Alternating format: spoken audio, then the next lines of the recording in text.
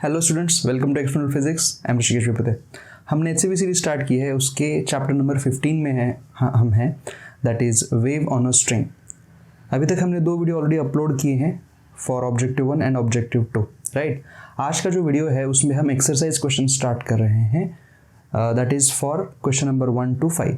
फिर से हम सिर्फ 5 क्वेश्चन देखेंगे to keep the length of the video short, ठीक है। अगर आपने इसके पहले की वीडियो जो मैंने अपलोड किए हैं वो अगर नहीं देखे हैं तो उनकी लिंक हमने डिस्क्रिप्शन में डाली हुई है, you can check that out.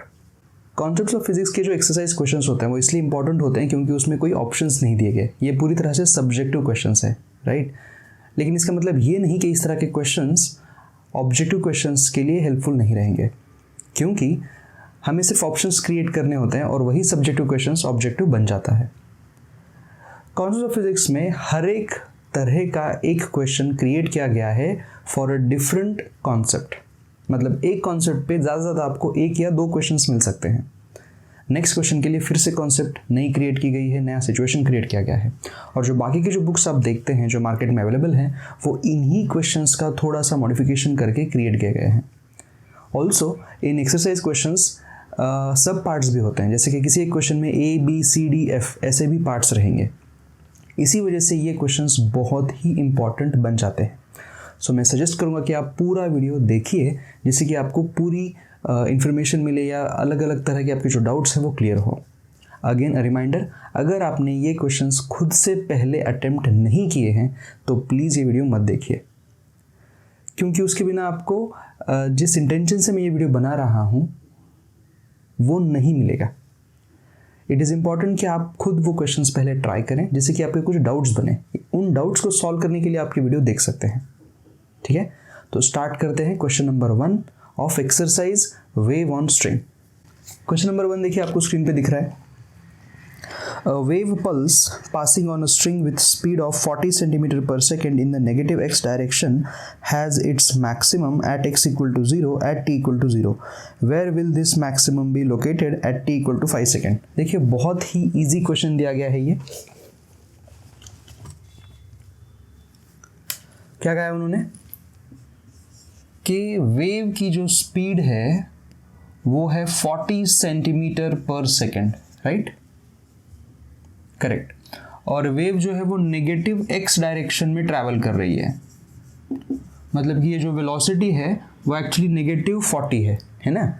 And t equal to 0 time पर, at t equal to 0 time पर वेव का जो मैक्सिमम है, एक वेव पल्स आप ऐसे दिखा सकते हो, ये ऐसे कोई भी एक शेप हमने लिया है, तो ये जो मैक्सिमम है वो x इक्वल टू 0 पर है और the wave is travelling in the -x। Wave -x की तरफ जा रही है। इसका मतलब अब जब नेक्स्ट इंस्टेंस आएगा, नेक्स्ट टाइम पर आप इस वेव को जब देखोगे, ये मैक्सिमम इधर शिफ्ट हुआ होगा, राइट। तो हम इसको ऐसे इधर शिफ्ट कर देते हैं, ये ऐसे। लेकिन ये x की वैल्यू क्या है वो हमें निकालनी पड़ेगी, है ना। तो ये देखिए यहाँ से यहाँ तक का जो डिस्टेंस है वो डिस्टेंस आएगा वेलोसिटी इनटू टाइम। अब वेलोसिटी तो पता है हमें 40 या -40 भी आप लिख सकते हो, सेंटीमीटर पर सेकेंड। और ये कितने सेकेंड बोल रहे हैं? 5 सेकेंड बोल रहे हैं, ये है ना। तो कितना हुआ? -40 इंटू 5 इज -200 सेंटीमीटर, मतलब -2 मीटर पर ये आ गया है। सो यहाँ पे x की वैल्यू -2 मीटर है। मतलब देखिए पहले ये था 0 पे पीक, है ना। अब ये 2 मीटर ट्रैवल करके इधर आया है, दैट इज द मीनिंग। देखिए ये क्वेश्चन क्यों क्रिएट किया गया? क्वेश्चन तो बहुत इजी था, है ना। वेव में आपने इस तरह का क्वेश्चन शायद क्लास में भी नहीं किया होगा। ये क्वेश्चन आपको इसलिए दिया गया है, वेव वेलोसिटी का यूज करके स्ट्रिंग का शेप कैसे चेंज होता है over the period of time, ये आप पता कर सके। देखिए इस समय पर वेव स्ट्रिंग का शेप ऐसे है, मतलब ये जो बल्ब दिख रहा है ये यहाँ पे लोकेटेड है, बट आफ्टर सम टाइम ये वाली स्ट्रिंग सीधी बन जाती है ना।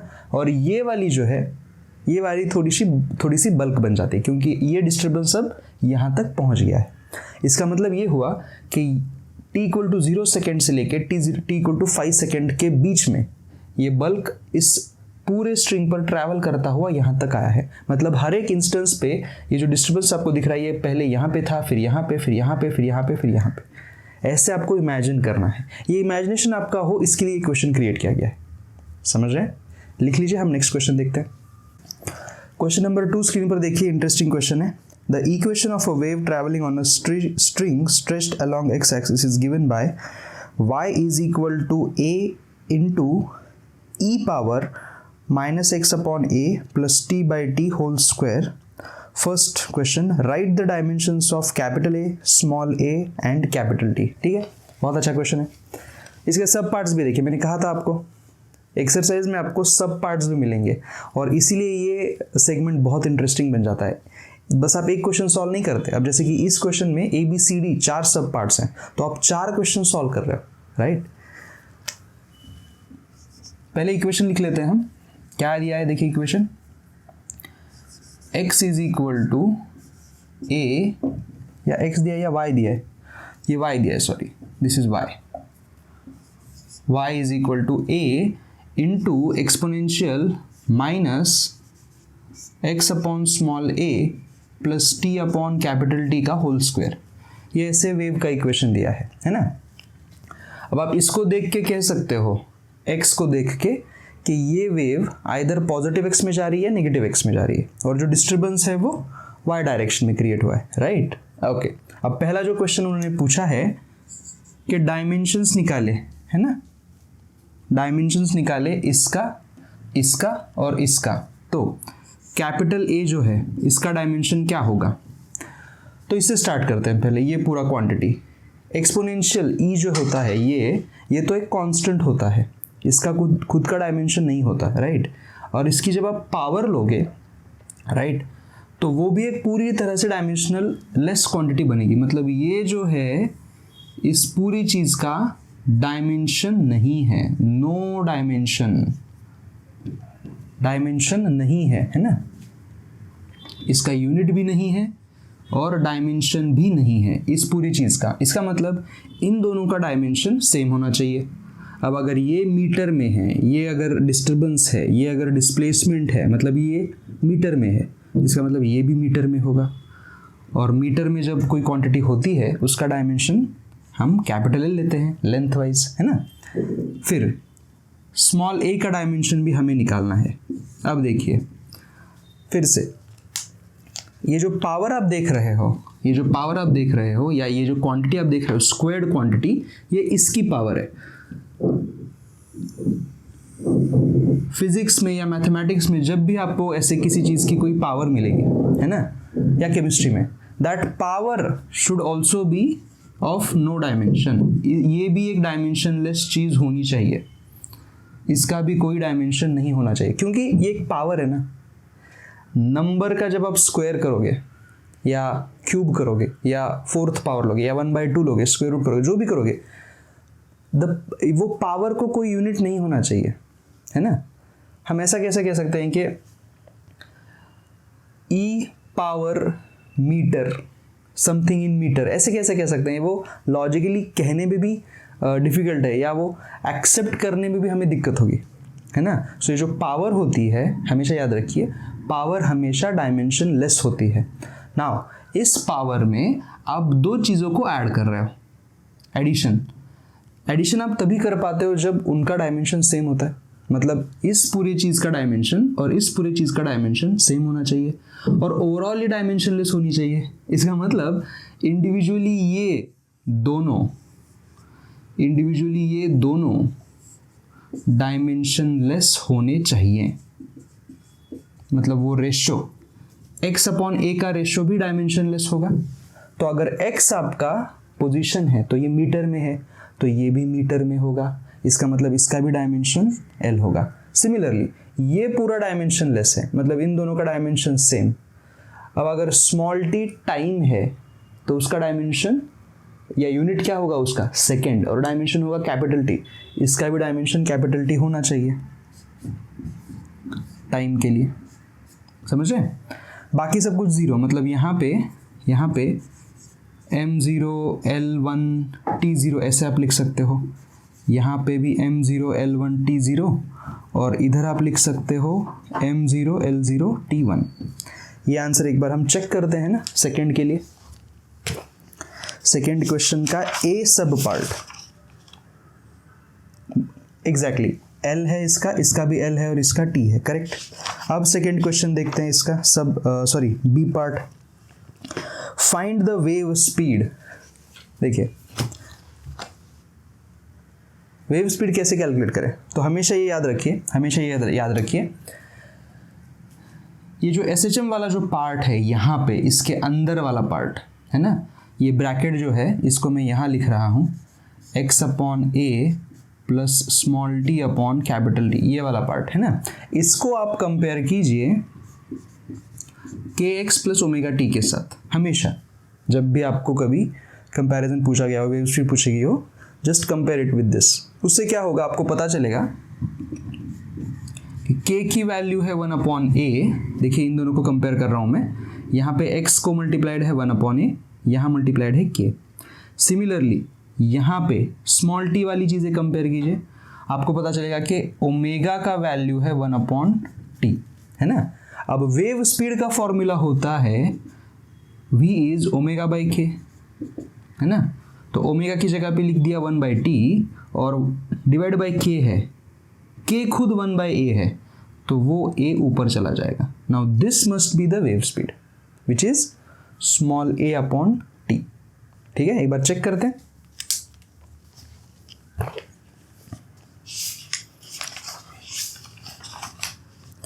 सेकेंड का आंसर है a अपॉन टी, करेक्ट। अब in which direction is the wave travelling, C question. तो यहां से पता चल जाता है, देखिए ये जो ब्रैकेट वाला जो चीज है, यहां आप देखिए ये जो स्मॉल t और x के जो टर्म्स हैं, उन दोनों का सिंबल साइन पॉजिटिव है, ये भी पॉजिटिव, ये भी पॉजिटिव। जब दोनों सेम साइन के होते हैं ना, दोनों positive, it means the wave is travelling in -x direction. ठीक है, अगर इन दोनों में से एक पॉजिटिव एक नेगेटिव होता तो वेव ट्रैवल करती पॉजिटिव x में, ऐसा हम लिखते हैं। ठीक है, सो इसका आंसर आएगा -x, सी का। अब last D part, where is the maximum of the pulse located at time t and at time 2t। ये एक थोड़ा सा अलग क्वेश्चन है ना, इसकी लैंग्वेज समझनी ज़रूरी है। ये कह रहे हैं कि बताइए कि इस पूरे वेव का मैक्सिमम डिस्प्लेसमेंट कौन से पोजीशन पर है for t equal to capital T। D part के लिए देखिए इक्वेशन फिर से लिख लेते हैं, y is equal to a into e power minus x upon a plus small t by capital T whole square, है ना। इस पूरे इक्वेशन में देखिए ये जो स्मॉल t है ना, ये वो टाइम इंस्टेंस है और ये x मतलब पोजीशन है, हमें ये x पोजीशन निकालनी है। वो कह रहे हैं कि find value of x, find value of x at time of capital T। इस समय पर आप x की ऐसी वैल्यू निकालिए जहां पे y का वैल्यू मैक्सिमम है। अब y का वैल्यू मैक्सिमम कितना हो सकता है इस पूरे वेव में, आप देखो कैपिटल A इसका एम्पलीट्यूड है, क्योंकि इसको मल्टीप्लाई ये है ना, ये एम्पलीट्यूड है, मतलब y का वैल्यू मैक्सिमम मतलब a कब बनेगा, ऐसा वो पूछ रहे हैं। तो पुट करते हैं, therefore y is equal to a। इसका मतलब अगर ये दोनों इक्वल हो गए, इसका मतलब ये पूरी चीज़ 1 है, e power minus of x by a plus small t by capital T whole square must be equal to 1। ये पूरा पावर 1 कब बनेगा, जब ये वाला टर्म 0 बनेगा तब।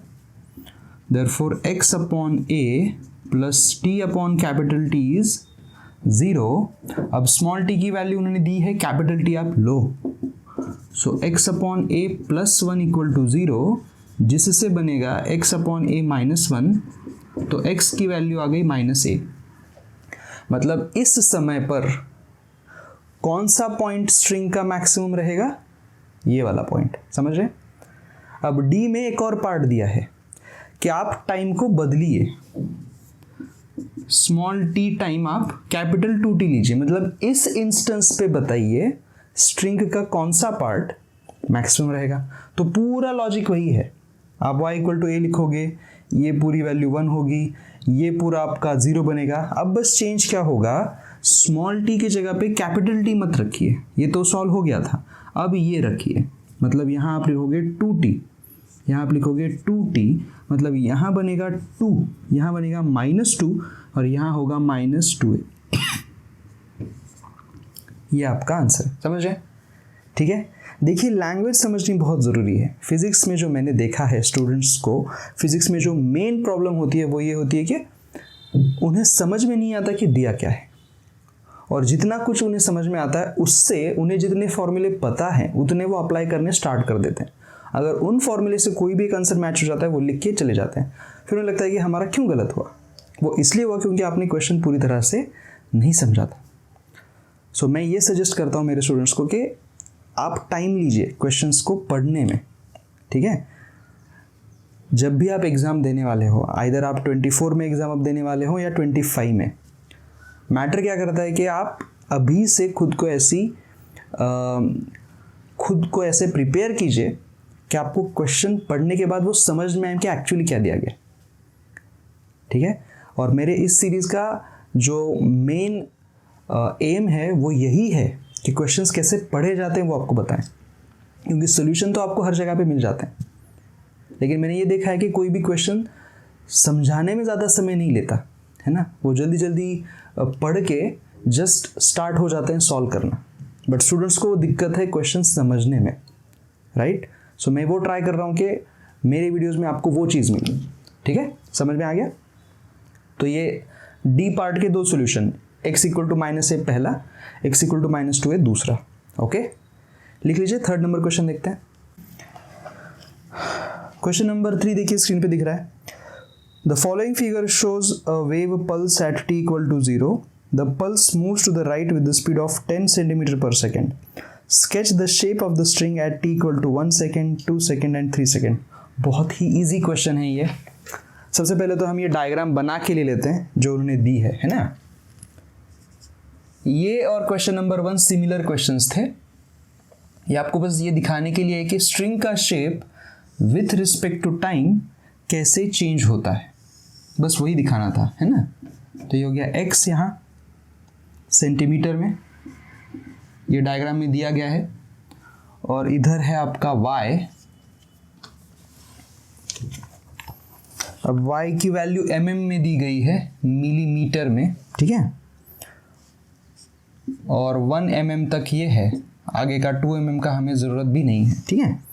नाउ ये है 5, ये है 10, 15, 20, 25, 30 एंड 35 तक हम इसको लेके जा रहे हैं, ओके, ठीक है। आगे भी लेके जा सकते हैं बट ज़रूरत नहीं है। अब ये देखिए आप कि जो 0 टाइम पे उन्होंने शेप दिया है वेव का, वो कैसा है, वो 5 से स्टार्ट हो रहा है और 10 तक है ऐसा, ये ऐसा, ठीक है। मतलब जो बल्क है, जो डिस्टर्बेंस है, वो 5 सेंटीमीटर टू 10 सेंटीमीटर स्ट्रिंग पर डिस्ट्रीब्यूटेड है, और इसके बाद या इधर लेफ्ट साइड में कुछ भी नहीं है, स्ट्रेट है स्ट्रिंग, राइट साइड में भी स्ट्रिंग में कुछ नहीं है, इट्स अ स्ट्रेट, ठीक है। अब वेव जा रही है इधर। सो देखिए ये हो गया आपका स्ट्रिंग का शेप, है ना।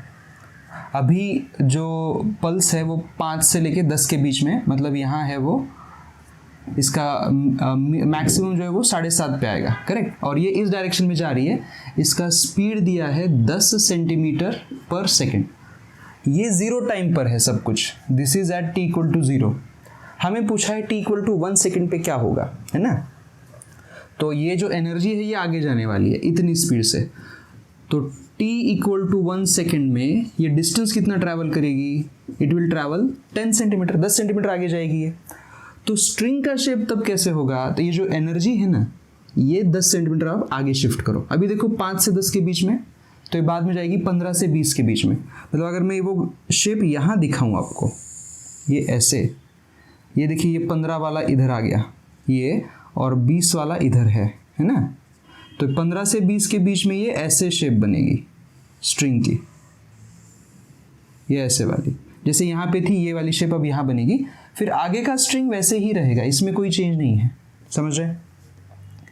मतलब बस ये वाला पोर्शन आगे बढ़ता जा रहा है, बाकी उसके दोनों साइड स्ट्रिंग हॉरिजॉन्टल ही रहेगी, ठीक है। अब t इक्वल टू 2 सेकेंड, मतलब एक और सेकेंड में क्या होगा, ये फिर से 10 सेंटीमीटर आगे जाएगी, मतलब अभी 15 से 20 है, बाद में 25 to 30 जाएगी, मतलब यहाँ पे वो बल्क आएगा यहाँ पे। तो ये वाला पार्ट अब स्ट्रेट बनेगा, ये वाला पार्ट अब स्ट्रेट बनेगा, ये वाले में अब ऐसे होगा, ये ऐसे, समझ रहे हैं। ये होगा t इक्वल टू 2 सेकेंड पर।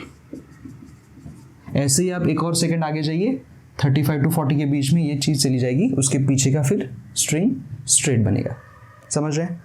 देखिए क्वेश्चन नंबर 1 और 3 बस इसी पर्पज से क्रिएट किए गए हैं ताकि आपको पता चले कि टाइम का इफेक्ट स्ट्रिंग के शेप पर कैसे होता है और उसमें वेव स्पीड आपकी कैसे हेल्प करती है, समझ रहे हैं। ठीक है, लिख लीजिए, नेक्स्ट क्वेश्चन देखते हैं। क्वेश्चन नंबर 4 देखिए स्क्रीन पे दिख रहा है, एक बहुत अच्छा क्वेश्चन है ये। A pulse traveling on a string is represented by the function y is equal to a cube divided by x minus vt square plus a square, where a is 5 mm and velocity is 20 centimeter per second.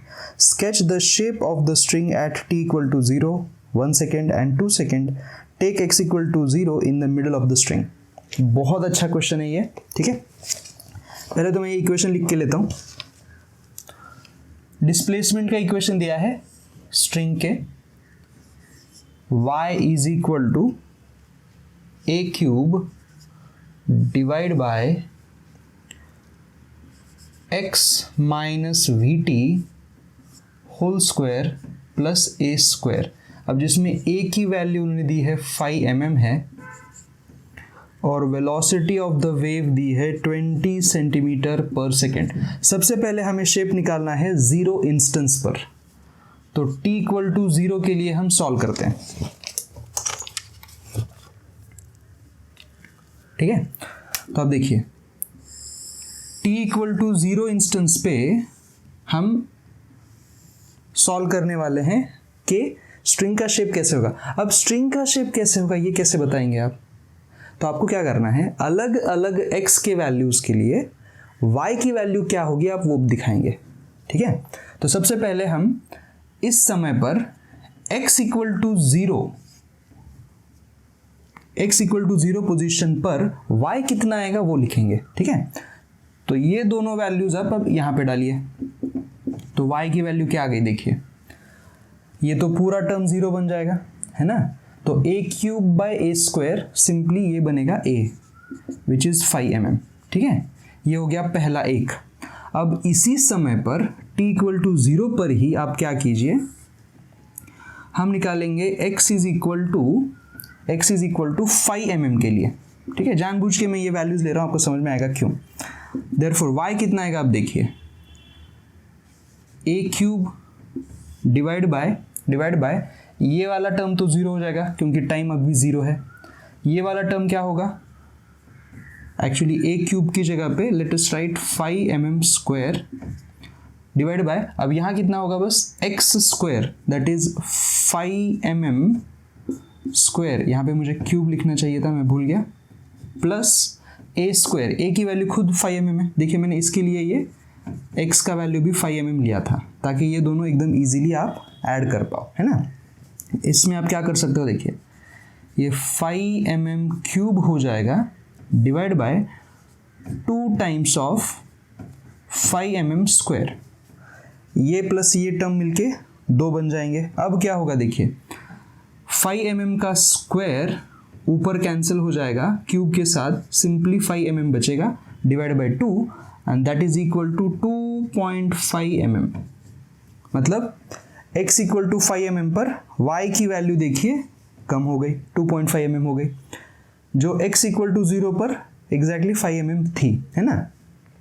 अब ऐसे ही आप थोड़ा सा logic लगाइए, अगर हम यहाँ पे x इक्वल टू -5 mm भी ले लें, x इक्वल टू -5 mm भी ले लें, मतलब थोड़ा पीछे वाला स्ट्रिंग, तो इसमें कुछ फर्क नहीं पड़ेगा y के कैलकुलेशन में, है ना। ये वाला सेम रहेगा क्योंकि ये तो a है, यहाँ पे माइनस हो जाएगा x, बट उसका अगर आप स्क्वायर करोगे it is again the same thing, है ना।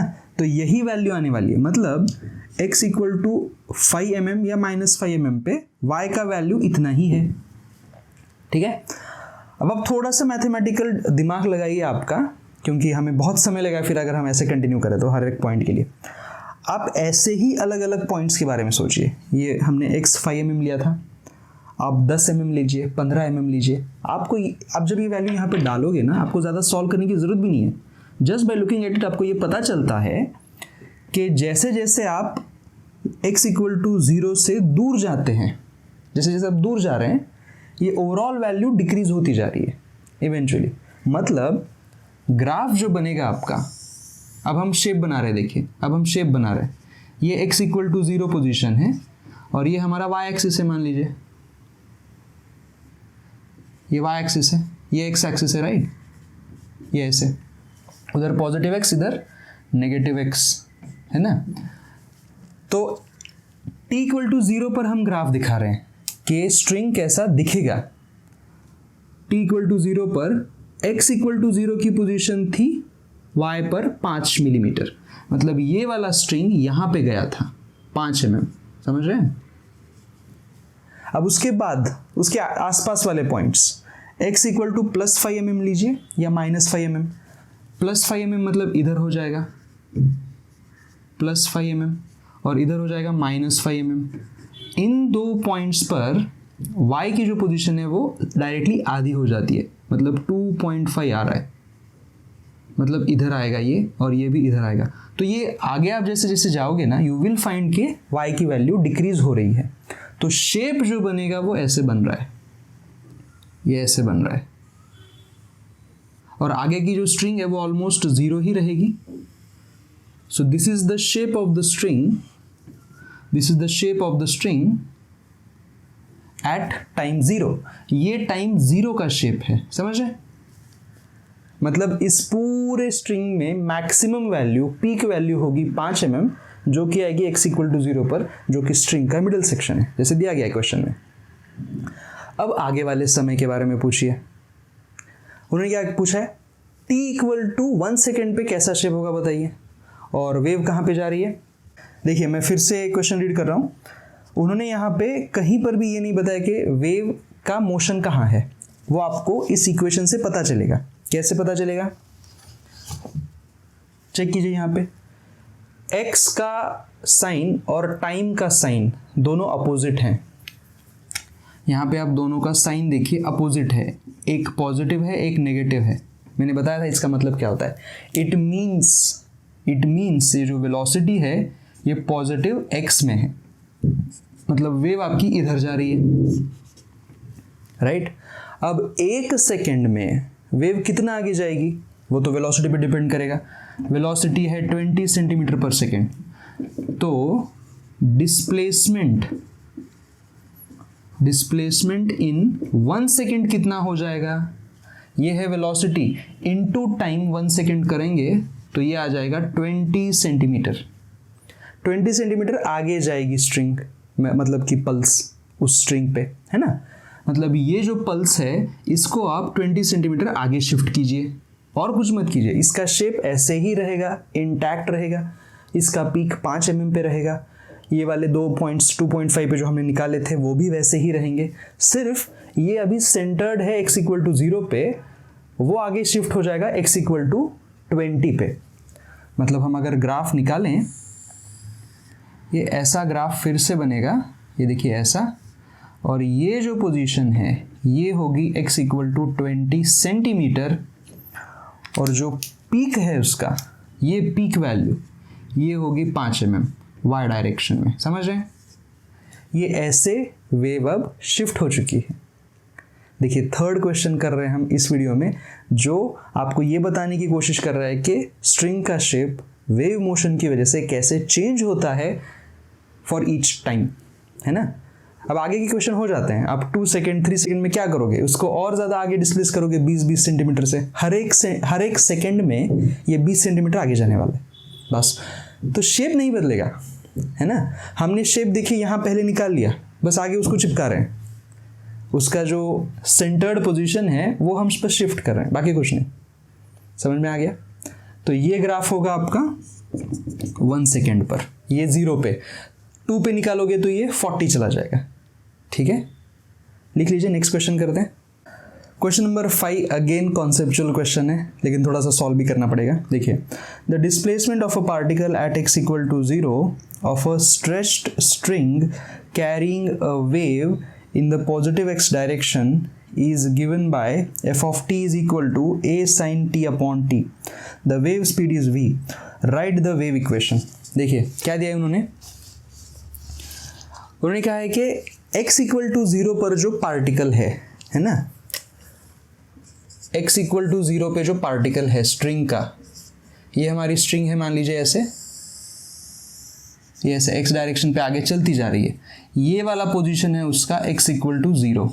अब ये पार्टिकल जो है ये ऐसे ऊपर नीचे ऐसे इस लाइन पे ऑसिलेट करेगा ऐसे विथ रिस्पेक्ट टू टाइम, मतलब कुछ समय के लिए वो यहाँ पे है, कुछ समय बाद वो यहाँ होगा, फिर यहाँ जाएगा, फिर यहाँ, ऐसे वो इस लाइन पे ऊपर नीचे करने वाला है। ये x इक्वल टू 0 वाला पार्टिकल है, ठीक है।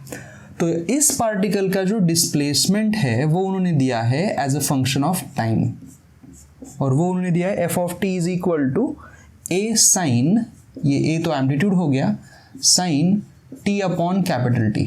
मतलब ये कैपिटल T फिक्स कांस्टेंट है, ये आपका टाइम इंस्टेंस है, दिस इज टाइम इंस्टेंस। मतलब ये वाले टाइम पे क्या होगा ये हमें निकालना पड़ेगा, अलग अलग टाइम पे ये पार्टिकल ऊपर नीचे हो सकता है, ठीक है। इसमें ये दोनों कांस्टेंट है, ए कांस्टेंट है और कैपिटल टी भी कांस्टेंट है, ठीक है। अब उन्होंने दिया है कि वेव का जो स्पीड है वो v है, it is given wave speed is v, और वो पॉजिटिव x में जा रही है, ये भी दिया है। हाँ, ये पॉजिटिव x डायरेक्शन मतलब पॉजिटिव v हमने लिख दिया इसको। अब वो पूछ रहे हैं कि वेव का इक्वेशन बताइए, ठीक है। तो इसके लिए हम वेव का इक्वेशन जहाँ पे फर्स्ट टाइम इंट्रोड्यूस किया जाता है even in concepts of physics, उस पे चलते हैं, और बहुत ब्यूटीफुल लैंग्वेज में HCV सर ने इसको एक्सप्लेन किया है। देखिए कैसे बताया उन्होंने। ये वाला फिगर तो मैं ऐसे ही रखता हूँ, या फिर हम इसका भी यूज़ कर सकते हैं। देखिए वेव में क्या होता है, आपने अगर यहाँ पे कुछ डिस्टर्बेंस क्रिएट किया है, मान लीजिए x इक्वल टू 0 पे ये आपका डिस्टर्बेंस है, मान लीजिए ये x इक्वल टू 0 और 0 टाइम पे क्रिएट किया गया डिस्टर्बेंस है, ये वाला है ना, और ये वेव ऐसे जाने वाली है। तो क्या होता है, एज द टाइम प्रोग्रेसेस, जैसे जैसे नेक्स्ट टाइम आते रहते हैं, क्या होता है उससे ये पल्स आगे बढ़ जाती है ना,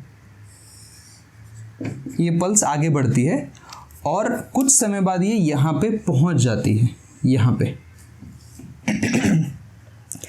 अब ये जो डिस्टेंस इन्होंने ट्रैवल किया है, ये डिस्टेंस आप कैसे निकालोगे कि इसका जो स्पीड था वो स्पीड, और आपने कौन से समय पे इसको देखा, मान लीजिए वो टाइम है t, ठीक है। तो ये पल्स इतने समय में t इक्वल टू t, इस समय पे यहाँ पे आ गई, मतलब वेव ने इतना डिस्टेंस ट्रैवल किया है इतने समय में, समझ रहे हैं। तो अभी तक का पार्ट आप समझे। तो मैंने एक और डायग्राम बनाई है, ठीक है, सिमिलर टू प्रीवियस डायग्राम, लेकिन थोड़ा सा हम इसमें चेंज करेंगे। अभी हमने पहले के डायग्राम में क्या बताया कि यहाँ जो वेव पल्स है वो कुछ समय बाद यहाँ पे पहुँचेगी, करेक्ट। अब हम थोड़ा उल्टा सोचते हैं, कैसे।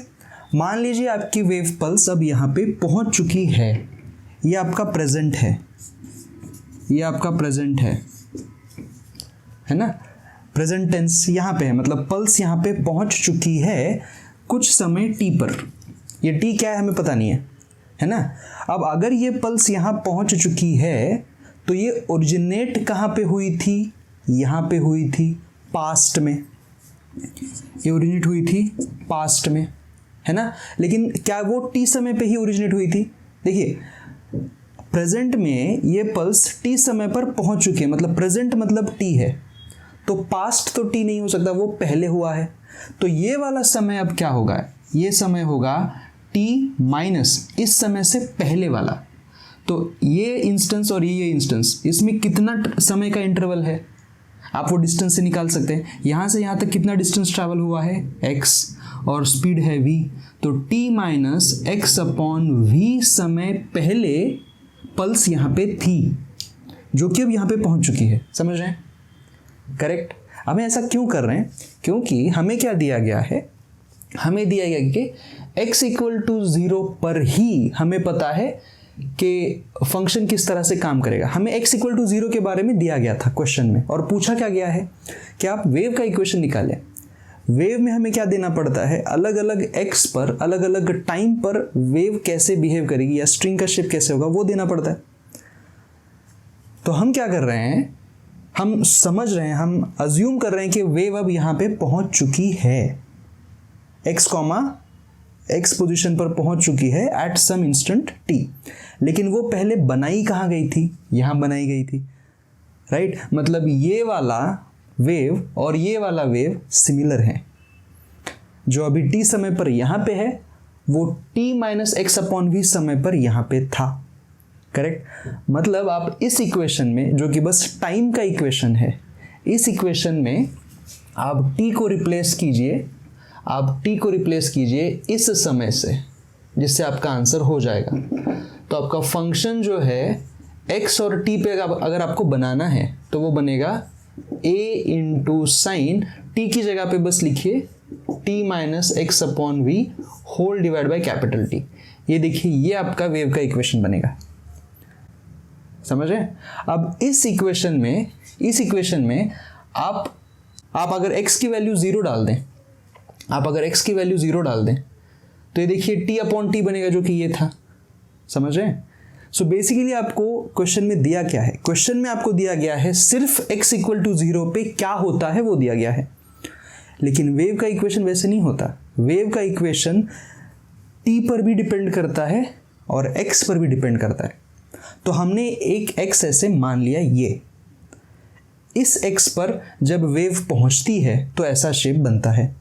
लेकिन ये शेप पास्ट में इस शेप का रेप्लिका था। ये शेप यहाँ क्यों बना? क्योंकि भूतकाल में ये शेप पहले यहाँ पे था, x इक्वल टू 0 पे, और x इक्वल टू 0 का इक्वेशन हमें पता दिया गया है, ये वाला है ना। बस दिक्कत ये है कि यहाँ पे जो टाइम आप लोगे वो टाइम आप यहाँ नहीं ले सकते। ये वाला टाइम और ये वाला टाइम अलग अलग है। ये फ्यूचर है अगर ये प्रेजेंट है, और अगर ये प्रेजेंट है तो ये पास्ट है, ठीक है। तो हम x डायरेक्शन में थोड़ा सा आगे गए, अज्यूम किया कि वेव यहाँ पे पहुंच चुकी है t समय पर। तो ये वेव कितने समय पहले वहां ओरिजिनेट हुई होगी, t माइनस एक्स वी, वो वाला बस हमने टाइम में डाल दिया, बस। इसी तरह का लॉजिक क्रिएट करके वेव का इक्वेशन एक्चुअली दिया जाता है। अब आप देखोगे यहाँ पे t और x वाले जो इक्वेशन है वो एक दूसरे को अपोजिट साइन में है। मैंने कहा था आपको, अगर ब्रैकेट में जो साइन है वो अलग अलग आते हैं तो वेव पॉजिटिव x में जा रही है। देखिए पॉजिटिव x में जाने वाली वेव है, ये यहाँ से यहाँ तक आई है ना। अगर ये नेगेटिव x में जाने वाली होती तो यहाँ पे हम प्लस x लिखते, समझ रहे हैं, ठीक है। सो इस तरह से हमारे 5 क्वेश्चंस हो गए और इसका आंसर हमारा चेक करना रह गया। लेट अस चेक, यही सही है, आई एम क्वाइट श्योर। देखते हैं फिर भी एक बार।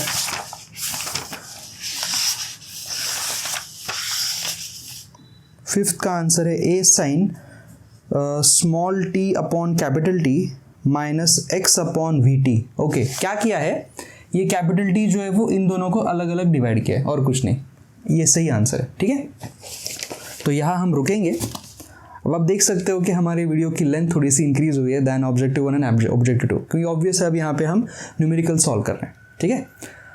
अगर आपने मेरे दूसरे वीडियोज़ जो मैंने अपलोड किए वो नहीं देखे हैं and if you are interested, आप वो भी चेक कर सकते हैं। उन सब की लिंक मैंने डिस्क्रिप्शन में दी हुई है।